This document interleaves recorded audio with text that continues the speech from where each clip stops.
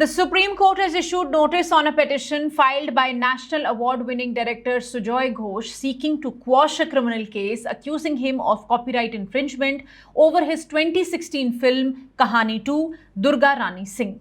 The complaint was filed under Section 63 of the Copyright Act, alleging that the film was based on a stolen script. A bench of Justices P.S. Narasimha and R. Madhavan issued notices to the state of Jharkhand and the complainant while granting exemption from personal appearance to Sujoy Ghosh before the magistrate during the proceedings. This case began when a man named Umesh Prasad Mehta filed a complaint before the Chief Judicial Magistrate Hazaribagh claiming that Ghosh had used his script titled Sabak to make Kahani 2, which starred Vidya Balan and was released in December 2016.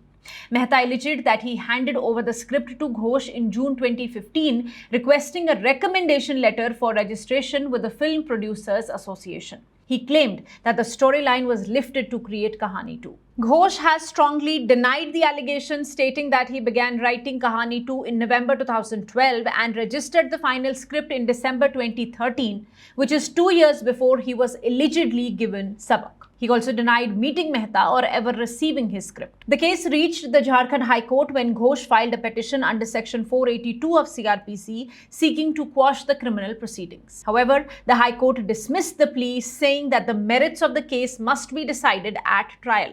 Before the Supreme Court, Ghosh challenged this decision, arguing that the magistrate issued the summoning order mechanically without comparing the two scripts or applying judicial might. The petition said that the complaint was filed with self-serving and baseless allegations, and allowing such cases would set a dangerous precedent, enabling harassment of honest filmmakers without any real evidence. Ghosh also raised an objection about territorial jurisdiction, stating that all alleged events took place in Mumbai, while the complaint was filed in Hazaribagh in Jharkhand. The Supreme Court has now issued notice and will examine whether the criminal case deserves to be quashed or not. Stay tuned with Live Law.